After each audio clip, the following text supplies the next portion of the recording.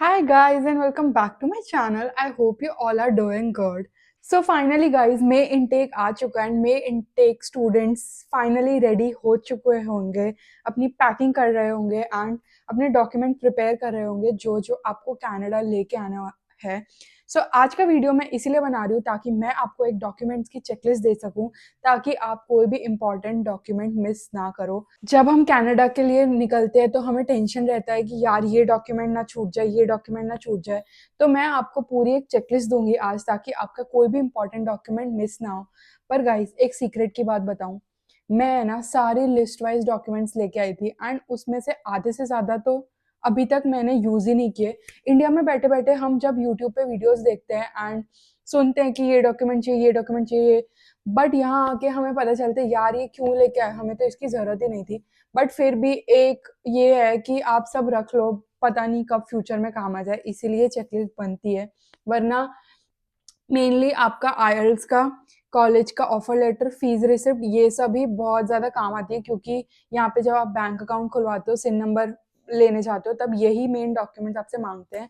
चलते हैं आगे वीडियो में एंड बात करते हैं all the important documents that you should carry with you while travelling to Canada. चलते हैं आगे. सबसे पहला डॉक्यूमेंट आता है गाइस पासपोर्ट. पासपोर्ट के बिना तो हम कहीं ट्रैवल भी नहीं कर सकते. पासपोर्ट ही नहीं होगा तो कोई फ्लाइट में ही नहीं बैठने देगा आपको.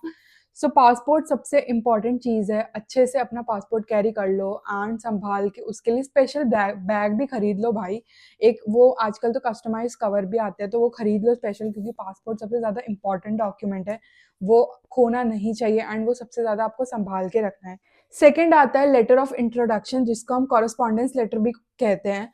आप जब अपना वीज़ा फाइल करते हो तो आपको जीसी की लॉगिन वगैरह मिलता है, तो आप ये कॉरेस्पॉन्डेंस लेटर या लेटर ऑफ इंट्रोडक्शन अपने जीसी की लॉगिन से निकलवा सकते हो. ये भी आप एक कॉपी रख लो एंड सारे जो भी डॉक्यूमेंट मैं बताऊंगी उसकी कलर्ड कॉपी और black and white print out दोनों रखना एंड दो दो कॉपीज रख लेना. इससे ज़्यादा तो मेरे हिसाब से काम नहीं आएंगे, बट दो दो कॉपी बहुत ज़्यादा इनफ हो जाएगा. एंड अगर आपको चाहिए तो ब्लैक एंड वाइट की 3-4 रख लो, बाकी सब सही है. एंड गाइज, एक टिप मैं लास्ट में दूंगी. अभी थर्ड डॉक्यूमेंट की बात करते हैं. थर्ड डॉक्यूमेंट आता है पासपोर्ट रिक्वेस्ट. ये भी आपको अपने जीसीकी से मिल जाएगा. ये आपको तब मिलता है जब आप अपना वीज़ा फाइल करते हो. आपका वीज़ा जब स्टैम्प होने जाने वाला होता है, आपका पासपोर्ट स्टैम्प होने जाने वाला है, उसके पहले ये मिलता है, तो आपको ये भी अपने जीसीकी लॉगिन से मिल जाएगा. उसके बाद आपका आता है बायोमेट्रिक्स लेटर. बायोमेट्रिक्स लेटर भी आप जब बायोमेट्रिक्स अपना थंबप्रिंट देने जाते हो तब आपको ये कैरी करना होता है. तो ये साथ में अपने जब आप कनाडा आओ तब भी कैरी कर लेना, क्योंकि ये एक रिसिप्ट टाइप ही रहता है जो प्रूफ होता है कि आपका बायोमेट्रिक्स हुआ है. देन आता है गाइस आईएलटीएस का टीआरएफ.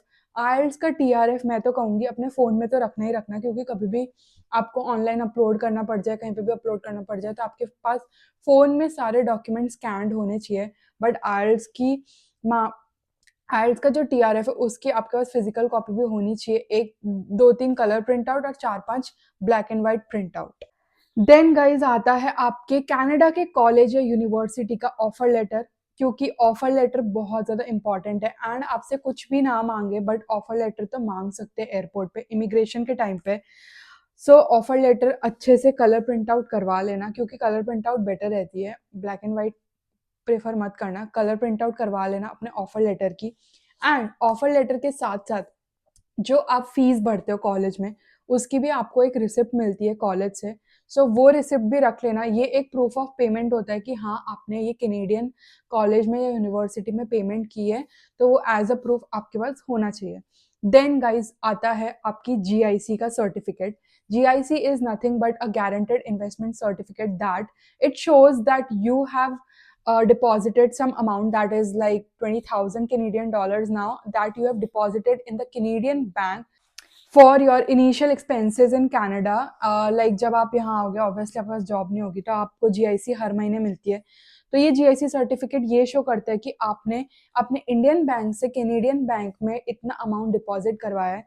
तो ये सर्टिफिकेट आपके पास होना चाहिए. एंड जब आप कनाडा आते हो, तब आप जब भी बैंक अकाउंट में अपना जीआईसी अकाउंट खुलवाने जाओगे, तो ये सर्टिफिकेट आपसे मांगेंगे ही मांगेंगे. जीआईसी सर्टिफिकेट, कॉलेज का ऑफर लेटर, कॉलेज की फीस रिसिप्ट, आपका पासपोर्ट, आपका स्टडी परमिट, ये सब चीज़ें मांगेंगे वो लोग. ये लेना मत भूलना.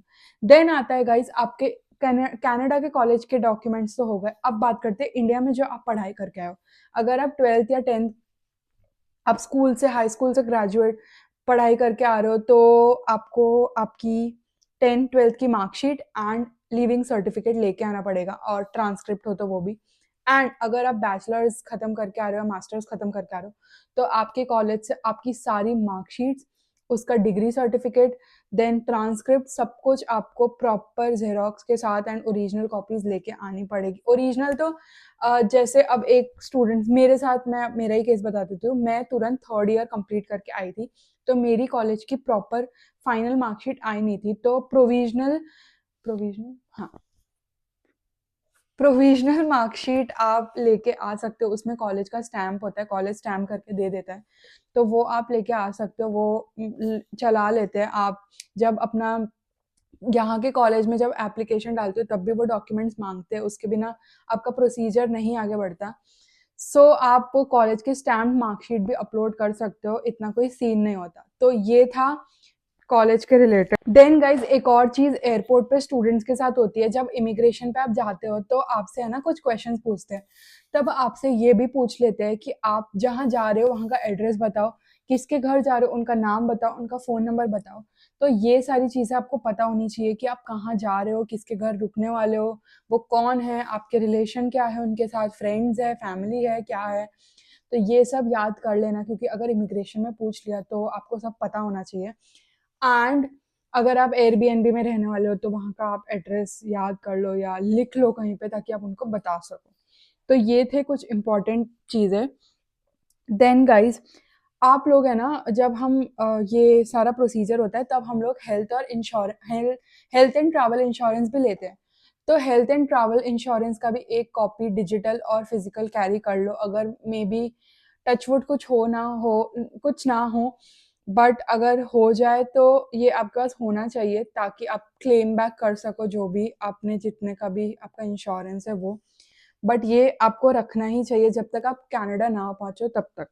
देन आता है गाइस, जब हम वीज़ा के पहले अपना मेडिकल करवाते हैं, तो मेडिकल में भी हमें वो फॉर्म सब मिलता है, तो वो भी कैरी कर लेना, क्योंकि वो भी मांगते हैं एयरपोर्ट पे।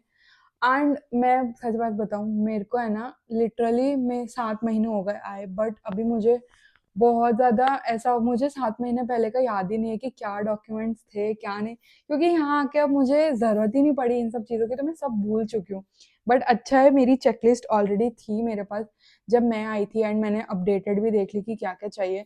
एंड अब अटेस्टेशन लेटर भी आपको लेके आना पड़ेगा, क्योंकि जो ये पीपीपी का हुआ है चेंजेस, तो आपको अपना अटेस्टेशन लेटर भी रखना होगा साथ में, तो वो मत भूलना। देन गाइज, अपनी एयर टिकट्स का भी कॉपी रख लेना, क्योंकि जब आप एयरपोर्ट पे आओगे तो आपको एयर टिकट्स दिखानी पड़ेगी। या तो आप डिजिटल दिखा दो या आपके फ़ोन में रख लो, दोनों में से कोई भी। तो ये डॉक्यूमेंट्स बहुत ज़्यादा मैंडेटरी है। आई होप मैंने सारे डॉक्यूमेंट्स कवर कर लिए हो। अगर मैं कोई भूल भी गई होंगी, तो आपको अगर कुछ पता है कि ये अभी नया आया है, तो आप कमेंट सेक्शन में लिख सकते हो। मैं डिस्क्रिप्शन में अपडेट करके लिख दूंगी, पूरी चेकलिस्ट डाल दूंगी डॉक्यूमेंट्स की। एंड गाइज, एक टिप जो मैं देने वाली थी, कनाडा में कभी भी ये लोग लैमिनेशन वाले डॉक्यूमेंट नहीं एक्सेप्ट करते हैं। तो अगर आपका कोई भी इम्पोर्टेंट डॉक्यूमेंट लैमिनेटेड है, तो प्लीज़ उसको ठीक करवा लो नियर बाय अपने स्टेशनरी शॉप में जाके, क्योंकि यहाँ पे लैमिनेशन नहीं चलता। एंड बहुत सारे स्टूडेंट्स का ये डाउट भी रहता है कि बर्थ सर्टिफिकेट लाना चाहिए कि नहीं। तो अगर आपके पास हो तो आप ले आओ, बट कुछ कुछ स्टूडेंट्स का इशू भी रहता है बर्थ सर्टिफिकेट का। तो बर्थ सर्टिफिकेट मेरे केस में अभी तक मेरे को कुछ यूज़ नहीं आया बर्थ सर्टिफिकेट का। मेरे को कोई भी प्रोसीजर में, मैंने स्टार्टिंग से लेके आइल्स बुक कराने से लेके कनाडा में अब तक आ चुकी हूँ, रह रही हूँ 7 महीने से, मेरे को बर्थ सर्टिफिकेट का कहीं पे भी काम नहीं आया है।